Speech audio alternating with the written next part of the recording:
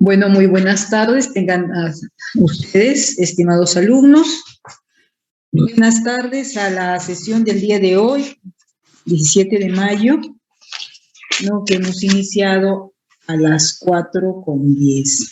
Bien, entonces vamos a pedir a Kenji Córdoba, por favor, que nos señale cuál es el tema que vamos a revisar el día de hoy. ¿Qué nos dices, Kenji?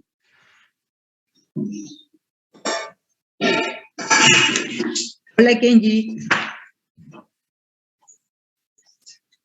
¿Cuál es el tema del día de hoy?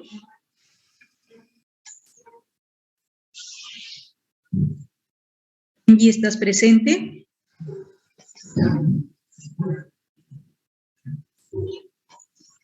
Del grupo de Kenji, ¿quién es Kenji? A propósito, ya salió Kenji. Ah, ya no lo veo, Kenji. Bueno, ya no es. Grupo de Kenji, por favor.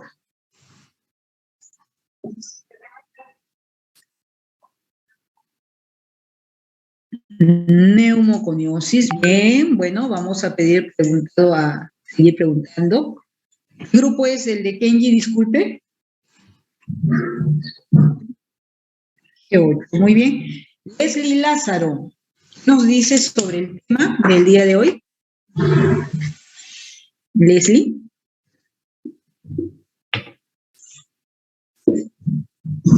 ¿Dónde está Leslie Lázaro?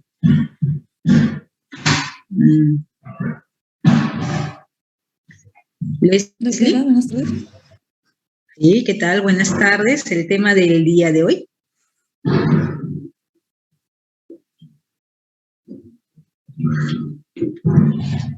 Leslie.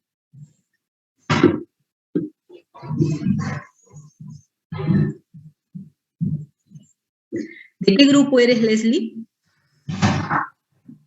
Grupo 11, doctora.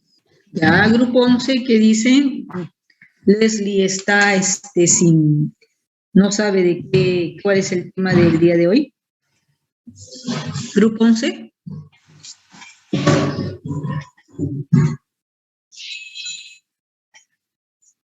I want the best or the best on this project, best solution to find the best market Number 7. tires. Tires. Viene a ser sobre 7. neumoconiosis.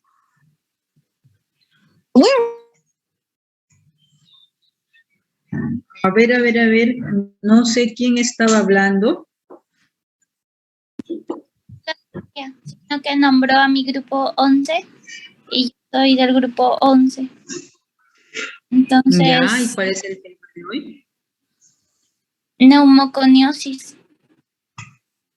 ¿Ah, sí? ¿Neumoconiosis es el tema del día de hoy? Ya.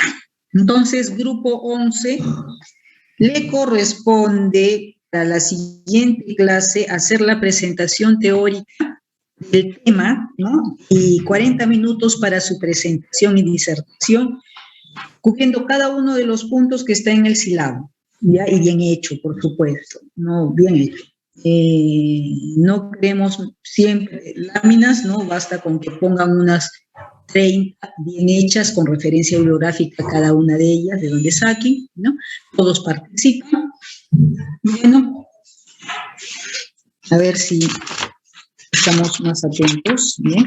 Entonces, la clase del día de hoy está relacionada con exposición. El tema que se encuentra en el sílabo es patología profesional por exposición a agentes químicos. 2 puntos, polvo inorgánico, dice el sílabo. ¿Sí? Vamos a tratar sobre polvo inorgánico, características, vías de exposición, efectos sobre la salud tras la exposición, prevención, medición y, por supuesto, la legislación relacionada. Esto es lo que se tiene que revisar. También se encuentra en el sílabo las capacidades, ¿no? que tienen que desarrollar. Entonces, sin más, vamos empezando. Grupo 11, ya lo anoté. Sí, grupo 11. Grupo 11, presentación teórica. Próxima semana. Bien, muy bien. Entonces, la neumoconiosis en la teoría. ¿perdón? Y en el Canvas está la teoría para esta semana, la neumoconiosis. En la práctica sí vendría la patología ocupacional a polvo inorgánico, pero eso sería en la práctica. A ver. Si revisas tu sílabo, ahí se va a encontrar el título de la sesión, de la parte teórica, todos los aspectos que se les revisa, ¿no? Y el tema de la presentación en el PPT, al que le he puesto nombre, el que tiene nombre es neumoconiosis, es el tema de la presentación en PPT. Pero el tema señalado en el sílabo dice patología profesional por exposición a sustancias químicas, ¿no? A ver, con exactitud dice patología profesional por exposición a agentes químicos, 2 puntos, polvo inorgánico.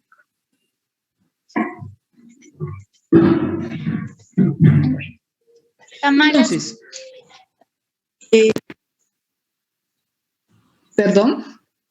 ¿Estarían mal las diapositivas? No está mal la diapositiva. Si te revisas las presentaciones anteriores, ¿no? La presentación de la clase pasada era patología profesional por exposición a agentes físicos, 2 puntos, vibraciones. Y el PPT, el tema era vibraciones, básicamente. Y en el anterior, patología profesional por agentes físicos, 2 puntos, ruido. El tema de la clase era ruido ocupacional. Entonces, no es que esté mal, sino que la presentación en PPT puede tocar un tema en específico. un aspecto en específico. Pero la clase pues, es no solo la participación de la docente, que no debería hacerlo, ¿no? Porque de acuerdo a la forma como deberíamos presentarlo, debería ser previo un examen, ¿no? Y luego ustedes tendrían que desarrollarlo. Pero como tenemos solo una horita y en una horita es imposible, ya he intentado al inicio del curso tomarles examen, revisar el examen inmediatamente, ¿no? Y hacer la revisión, no nos daba tiempo. Como no nos da tiempo, pues he preferido que esta hora sea para revisar un aspecto específico y luego en la parte práctica se entiende que ya todos tienen que haber llevado, ¿no?, una revisión de todo el tema para poder desarrollar mucho mejor el caso. ¿Ya, Francisca? No está mal, está bien lo que tú señalas, pero el nombre del tema, lo que vamos a desarrollar es más que la neumoconiosis en específico. Bueno, veamos.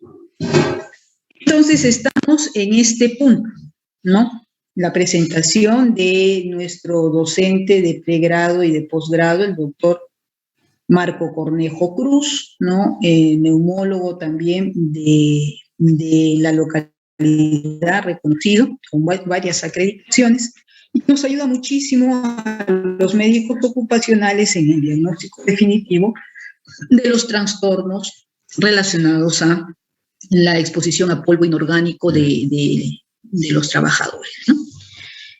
Un aspecto que tenemos que manejar como médicos es buscar, ¿no?, el origen de alguna de las palabras comunes que utilizamos en medicina, ¿no?, como el término neumoconiosis, ¿no?, que es por la unión de dos términos, ¿no?, pulmones, ¿no?, o aire en pulmones, y polvo, ¿no?, que fue introducido, miren ustedes, en el siglo XIX, ¿no? Pero el término silicosis fue introducido también por esa época y se relaciona como la resultante de inhalar el sílice libre, sílice libre. Vamos a trabajar entonces con esa patología silicosis. Neumoconiosis ya vamos a ver qué dice la OIT, pero veamos ahorita de silicosis. Sílice es un término genérico, ¿no?, en el que se agrupa una serie de minerales, ¿no?, sobre todo que es el que más es abundante en la Tierra, ¿no?, el dióxido de silicio. Se presenta de diferentes formas, ¿no?, cristalinas o amorfas.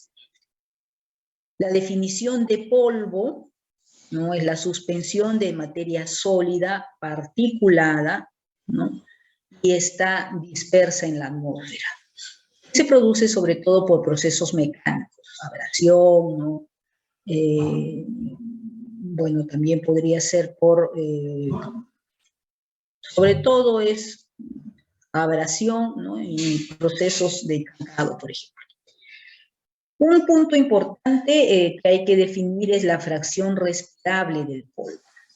La fracción respirable del polvo es la fracción que ingresa hasta los alvéolos, ¿no? Fracción de polvo que va a ingresar hasta alvéolos, ¿no?, a las vías respiratorias no ciliadas, a diferencia de la fracción inhalable, ¿bien?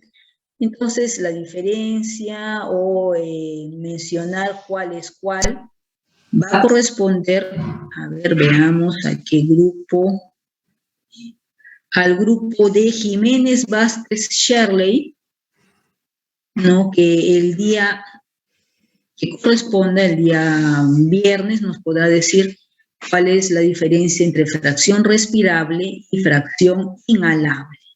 Bien, Jiménez Vázquez. Jiménez Vázquez Shirley.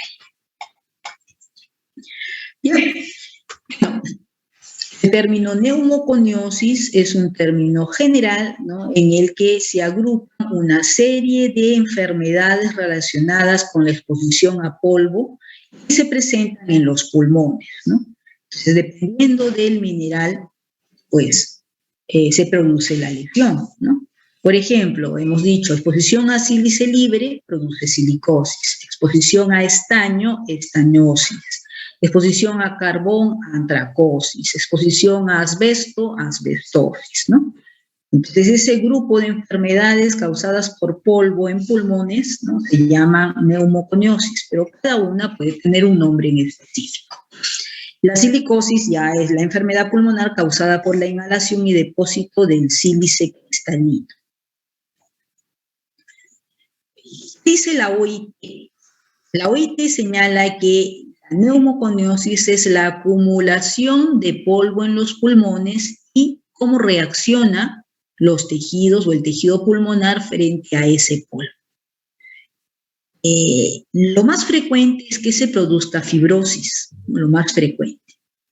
Esta definición de la OIT no incluye el asma no produce fibrosis, ¿no?, un espasmo con aumento de la secreción bronquial, el EPOC, muy parecido, y la neumonitis por hipersensibilidad.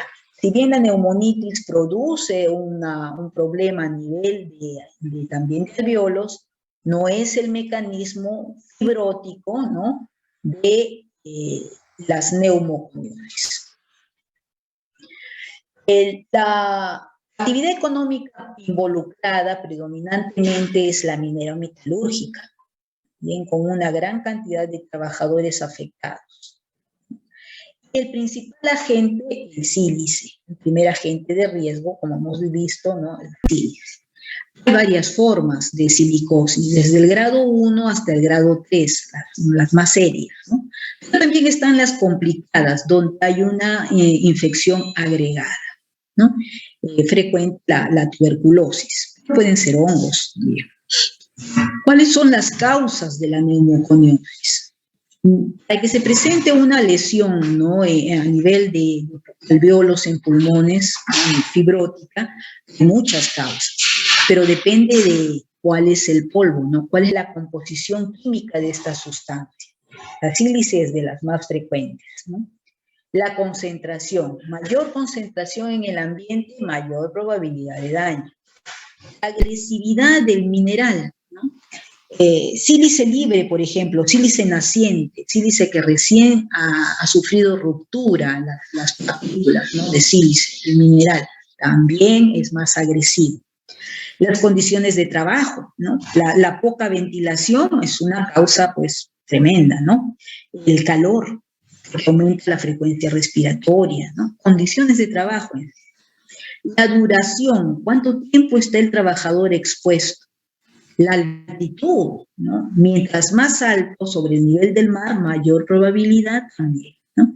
Y por supuesto, características del trabajador. ¿Qué antecedentes ha tenido? ¿Qué antecedentes tiene en este momento, ¿no? ¿Qué problemas respiratorios puede estar sufriendo? Entonces, hemos visto que hay algunas condiciones para neumoconiosis. La silicosis es la más frecuente, la fibrosis más frecuentemente encontrada, ¿no?, producida por el dióxido de silicio libre, la sílice libre, ¿sí? Una característica de esta es que cuando se trata de la enfermedad crónica, de inicio casi no se percibe, ¿no? Se presenta después de 10 a 15 años de labor, ¿no? Por lo tanto, muchas veces cuando el trabajador se está ya pensando en retirarse, comienza a presentarse la lesión. La simple no afecta seriamente la expectativa de vida, pero sí cuando se complica, ¿no?, con con bacterias, como en la tuberculosis o con hongos, ¿no? Se asocia con muerte prematura. Entonces, si vemos dentro de los agentes causales, el más frecuente, hemos dicho, es la sílice, ¿no? Las rocas con alto contenido de sílice producen una gran cantidad de sílice en el aire respirable. El aire que, bueno, van a ver ustedes la diferencia entre aire respirable y aire inhalable. Dentro de este aire respirable, mayor concentración se produce en operaciones en minas de oro, mayor concentración de sílice por allá, ¿no? 50-90%. Como ven, diferente a la polimetálica de varios metales, ¿no? 20%. Pero le sigue a ¿no? La apertura de túneles, romper la montaña para hacer túneles, ¿no? O para ampliar de repente las pistas, pues produce también un alto contenido de sílice en el aire respirable, o 30%. Pero veamos, si vemos por aquí, aquellos que trabajan, ¿no? Cortando la piedra, o puliendo la piedra, o limpiando la piedra, llegar hasta un 30% de contenido de sílice en el aire respirable. ¿Dónde hay trabajadores que se exponen así? Pues veamos en la albañilería, cuando están preparando las mesadas de granito, las mesadas de conglomerado de piedra, de mármol, pues se están exponiendo a altas concentraciones. Por eso tenemos también tantos problemas de salud en aquellos que trabajan en esta actividad, ¿no? Entonces, no hay una serie de operaciones donde hay un alto contenido de sílice. Bien, también no solamente en el sector, como se ve aquí, ¿no? Roca con alto contenido de sílice, sino también cuando se realiza, pues, la limpieza, a veces cuando el mineral o la sílice actúa como abrasivo, ¿no? En la limpieza de los metales. Cuando estamos haciendo, cuando se está haciendo el arenado, ¿no? O la limpieza con arena de algunas partes metálicas, ¿no? Encima del 90%. Trabajar con cerámica, con el caolín, ¿no? La exposición no es tan alta, pero hay exposición. Bien, vean ustedes también con el cemento. El sílice molido del material para producir cemento expone bastante también a nuestros trabajadores, ¿no? Sobre todo con las caleras. Para esto, ante la exposición, el organismo reacciona, pues se defiende. ¿Cómo se defiende? ¿Qué mecanismos de defensa hay en el cuerpo? El primero tiene que ver con las vibrisas de la nariz, ¿no? Tener filtro para las partículas de polvo, pero las de gran tamaño. ¿Qué tamaño se retienen en las vibrisas de la nariz, ¿no? Pues ustedes lo van a tener que averiguar, ¿no? De tal manera que cuando se limpian la nariz, ¿no? De los vellitos que están dentro, pues se ve partículas de polvo y esas tienen tal tamaño. Pero si pasan esa primera barrera, pues van a encontrarse con el mucus de la nariz y del tracto respiratorio alto. Un gran grupo se va a retener aquí, ¿no? ¿Qué tamaño tienen las que se retienen allí? ¿No? ¿Qué tamaño son las que llegan hasta los cilios del epitelio nasal y bronquial, ¿no? Que llegan hasta aquí y tosen y expectoran y en el papel higiénico ven moco con rasgos de polvo? ¿Qué tamaño tiene? Que ha sido retenido por esos cilios y por el moco. Y bueno, llegan las más pequeñas llegan hasta bronquiolos respiratorios, que ya no hay cilios, ¿no? Inclusive hasta los alvéolos. La última fase, pues, no es que los fagocitos inmediatamente los engloban y los llevan a los linfáticos pulmonares. Y otros, pues, se quedan en alvéolos y ahí comienzan a producir su efecto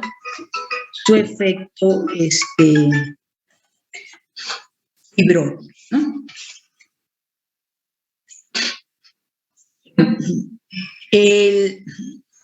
La proporción de polvo que puede ser inhalado sin peligro va a variar, ¿no? Por la naturaleza del polvo, hemos dicho, el tiempo de exposición y la cantidad. Mientras mayor concentración de polvo, aunque sea pues con tiempos pequeños, sigue siendo más peligroso que tener poquitas concentraciones de polvo a largo tiempo. La exposición a alta concentración es importante. Y otro punto que nos interesa saber es que La actividad física aumenta la frecuencia respiratoria, nuestro trabajador va a hacer mayor esfuerzo, ¿no? Va a inspirar más y por lo tanto mayor concentración de polvo ingresará en sus pulmones. Hay límites máximos permisibles de agentes químicos, ¿no? Medidos. Hay que considerar también qué tan susceptible es nuestro trabajador, ¿no? No es que sean supermanes, pero hay algunos que hemos visto mayor resistencia que otros, ¿no? Y hay que considerar también, ¿no?, algunas características como la concentración de mocos, ¿no?, características del mismo. La ocupación minera de perforista es la que tiene mayor riesgo. ¿Sí? Hay tipos de trabajo en las minas, ¿no? Las más expuestas son el perforista, ¿no? Los perforistas, el lampero, ¿no? El que está, ¿no?, con la lámpara jalando los residuos, ¿no? El motorista, el enmaderador, el que está, ¿no?, colocando los marcos de madera para que no se caiga, ¿no?, este segmento de mina, el que lleva los carritos, ¿no?, con el material hacia afuera, ¿no? Y bueno, vean, el operador de maquinaria pesada y otros. Exposición moderada la tienen aquellos que trabajan en la planta concentradora, ¿no?, donde ya llega el material y tiene que chancarse la piedra, no molerse. Y también aquellos que limpian los hornos, ¿no?, en las fundiciones. Moderada. Formas. Dentro de las formas más comunes tenemos la silicosis crónica, ¿no? Requiere varios años para producirse, varios años de exposición a sílice, ¿no?, a concentraciones de este mineral, ¿no? Se realiza o se desarrolla en forma progresiva, incluso después de haberse apartado el trabajador de la zona, la fibrosis continúa, la fibrosis no se detiene porque nosotros lo sacamos al trabajador. Eso va a seguir aumentando de tamaño. Van ustedes a revisar la fisiopatología y van a ver que esa fibrosis continúa, ¿no? Se rodean de células, las células no los engloban, se deterioran, mueren y vienen otras y así lo de nunca acabar. Entonces hay dos formas de silicosis crónica. La simple, donde el patrón nodular no llega a 1 centímetro, no lo supera, no hay una sintomatología tan drástica, ni cambios en la esperanza de vida, no se encuentra tampoco alteraciones importantes en la función pulmonar, pero también está la complicada, ¿no? Entonces, en la silicosis complicada ya esos nódulos como que se van juntando y se forma fibrosis masiva, ¿no? Los nódulos son más grandes, ya supera 1 centímetro. Aquí sí hay síntomas, ¿no? La tos, la disnea, también disminuye la esperanza de vida y hay cambios espirométricos, ¿no? Inclusive se puede complicar con tuberculosis, con hongos también, ¿no? Y cuando es tuberculosis muchas veces llevan a cavitaciones. La esperanza de vida pues también es corta. Esta es la silicosis crónica, pero existe también la silicosis aguda, ¿no? La crónica, pues 10 a 15 años, ¿no?, mínimo para manifestarse. En esta, pues el periodo es más corto, ¿no? Digamos que hasta 5 años se podría decir, ¿no?, desde la exposición inicial, ¿no? Sí tiene mal pronóstico, ¿no? Aquí, pues hay unos cambios particulares de radiográficos, ¿no? Y pueden haber también, pues, un patrón diferente, ¿no?, parecido a un edema de pulmón. La característica del paciente, pues, tos, disnea, pérdida de peso. Pero está también la silicosis acelerada. Desde el punto de vista de la silicosis acelerada, esta es una patología por sílice, pero que se presenta después de una exposición muy, muy intensa a sílice, ¿no? 2 a 5 años, como les digo. Progresa rápidamente y puede también rápidamente ir hasta una fibrosis masiva, y se puede complicar con tuberculosis, ¿no? Y puede llevar a la muerte. El patrón es nodular muy profuso, de rápida evolución, muy profuso, ¿no? Entonces, ha sido causa de muerte, ¿no? Y de invalidez severa, ¿no? Total, de trabajadores al inicio de este siglo, finales del siglo pasado, de los años 20, cuando comenzaron a hacerse de moda, a ponerse de moda los pantalones, los jeans, ¿no? Desmanchados, los jeans desgastados, ¿no? Los desgastados. Es el sandblasting, que es la técnica, mediante esta técnica, o por esta técnica, se aplicaba chorros de arena a los jeans ya confeccionados para darles esa apariencia de gastado, pero eran chorros de arena, ¿no?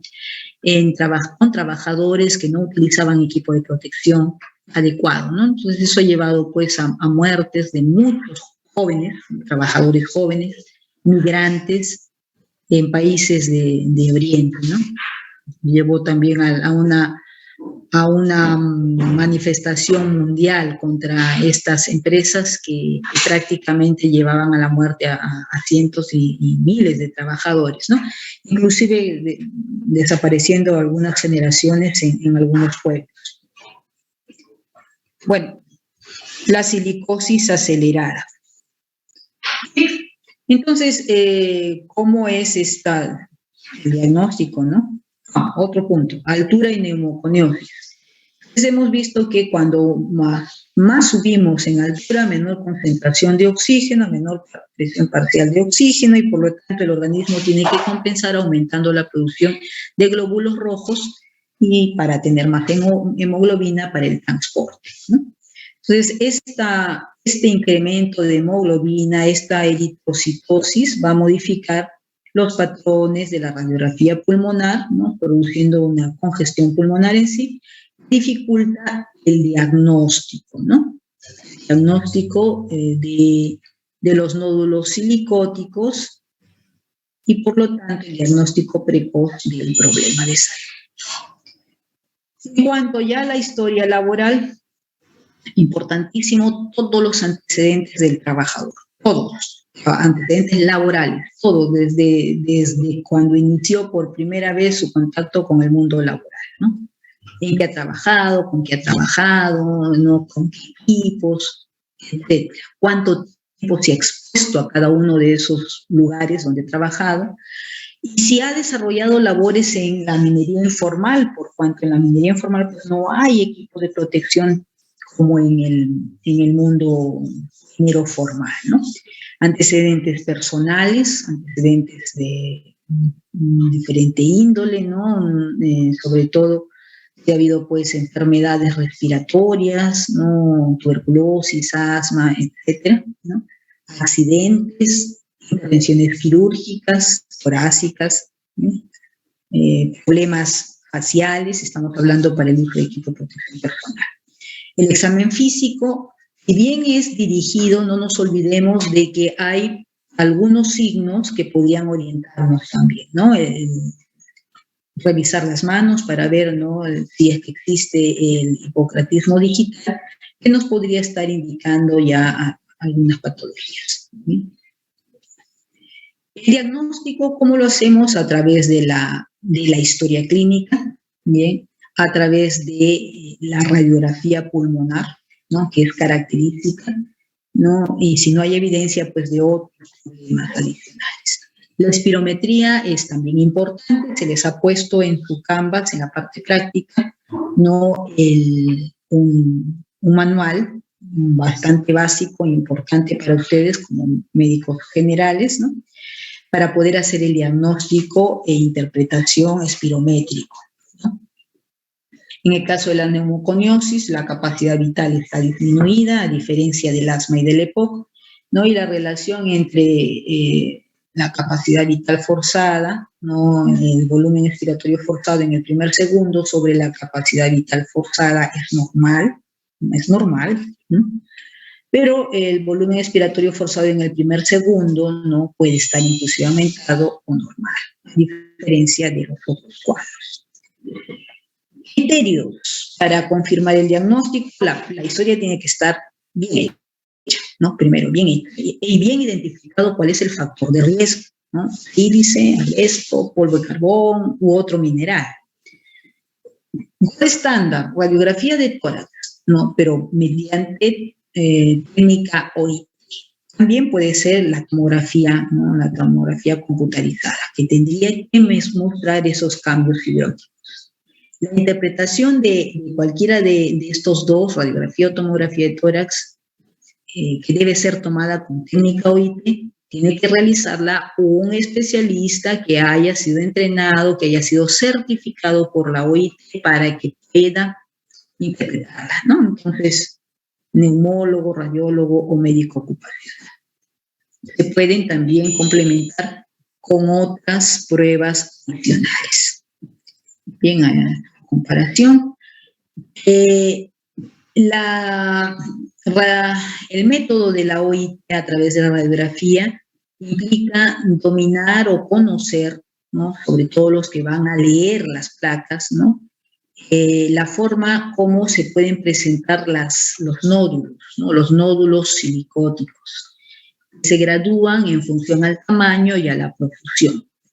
En cuanto al tamaño, ¿no? La profusión va desde 0, ¿no? Hasta 3 más. ¿No? Ahorita simplemente es para mencionarlo nada más, que hay una clasificación radiográfica internacional de la OIT, ¿no? Donde 0 es lo normal, y a partir del 1,1 a más, ya pues eso es una neumoconiosis. 1,0 es la sospecha de neumoconiosis. Las partículas o los nódulos en los pulmones, en las radiografías, se ven como imágenes redondeadas o imágenes irregulares. Y de acuerdo a la profusión de los diferentes tamaños, pues tendremos 0, 1,0, 1,1, bueno, y así, ¿no? Principios básicos sobre la prevención. Lo ideal es no trabajar con polvo de sílice, ¿no? En los trabajos donde se utilice este polvo, ¿no? Para alguna cosa, pues lo ideal es cambiar, ¿no? O disminuir la propagación de polvo. Han visto ustedes en el vídeo que hemos puesto de Napo, ¿no? En el momento en que estaba cortando las piezas de cemento, ¿no? Si ustedes se fijaron, el cortador esparcía líquido, ¿no? Por lo tanto, el ladrillo de cemento se veía mojado, ¿no? Entonces, una de las formas es mojar el polvo, ¿no? Es muy similar a cuando el odontólogo está perforando la pieza dental, ¿no? Tiene que liberar líquido para que el polvo que se está produciendo decante. Bien, o suprimirlo, pues, ¿no? Con los métodos de aspiración. También en el vídeo han podido ver que se aplicó, sobre todo cuando había producción de polvo de madera, ¿no? Aspiración. Equipo de protección del personal, los exámenes médicos, porque hemos visto que las lesiones son serias, ¿no? Y verificar los tiempos de exposición. Principios básicos, ¿no? Suprimir el polvo, todo lugar de trabajo debe tener el aire limpio, ¿no? Y dirigirlo hacia el exterior. Entonces, el agua es importante, ¿no? No se debe, pues, en algunos lugares no se puede barrer el polvo, sino trapearlo o mojarlo y luego recogerlo así aglomerado, ¿no? Recuerden ustedes que la concentración de polvo en el ambiente puede desencadenar una explosión. Por eso también hemos tenido evidencia, o en el vídeo se ha visto, pues, que basta una chispa para que explote, ¿no? Explote por esa característica que tiene el polvo. ¿Bien? El trabajador debe llevar un respirador o una máscara, un aparato, ¿no? Con suministro de aire en algunos puestos. No solamente tiene que llevar un respirador de cara completa, sino que tiene que inyectarse en ese respirador oxígeno o aire en general, oxígeno no, aire, para que el trabajador pueda respirar, ¿no? Bueno, control médico desde el ingreso. El manejo, un paciente ya con problemas, pues hay que suspender la exposición. Y si no podemos suspender la exposición y el trabajador tiene que seguir, pues, bueno, no es que no pueda, tenemos que sacarlo de ahí, no hay forma de mantenerlo. Se saca el trabajador. Tratamientos no hay, ¿no? Tratamientos no hay. Podremos apoyarlo un tanto, ¿no? Pero no hay mucho beneficio de utilizar alternativas, pues un trasplante de pulmón, pero no, el tratamiento sí cuando hay una infección sobreagregada o una infestación por hongos, ¿no? Protegiendo a todos los trabajadores con las vacunas correspondientes.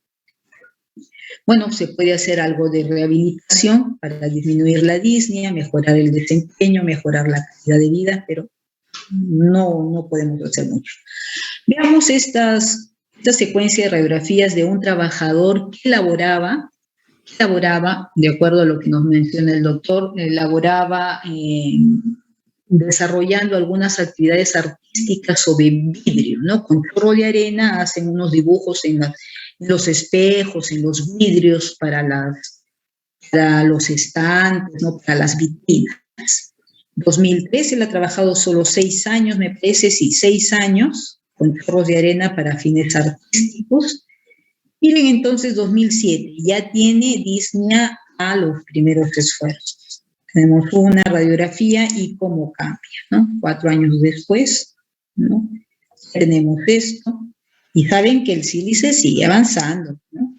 2008, ¿no? Solamente trabajó hasta el 2005, pero hemos dicho chorro de arena, es una concentración elevadísima, ¿no? De sílice naciente.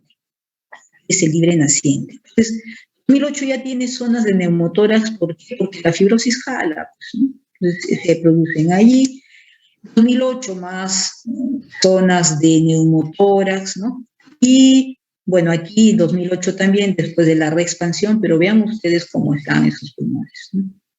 Entonces, están totalmente cubiertos, ¿no? Un caso muy serio, un caso muy triste también. Bueno, exactamente estamos dejando de presentar, son las 5:01. Estimados alumnos, entonces estamos presentando ya esta parte teórica. Nos estamos viendo el día viernes para el desarrollo del caso. Muy buenas tardes, tengan todos ustedes. Tengan buenas tardes, hasta luego. Muchas gracias. Gracias.